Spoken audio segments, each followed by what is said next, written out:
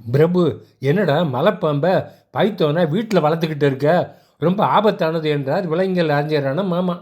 மாமா, 2 வருஷமாக வளர்த்துக்கிட்டே இருக்கேன், இப்போ எல்லாம் நைட்டில் என் கூட கட்டில் படுத்துக்கிறது என்றான் ஹாப்பியா.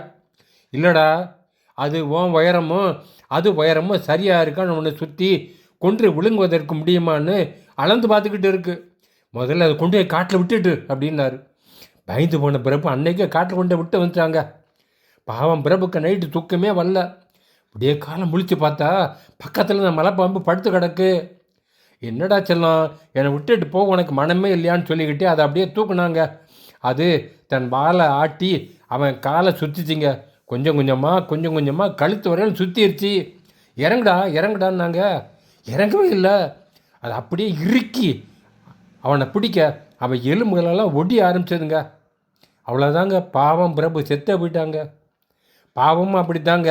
குடித்தல், புகைத்தல், போதைப் பொருள், சீட்டாடுதல் எல்லாம் ஆரம்பத்தில் கொஞ்சம் சுகமாக இருக்குங்க.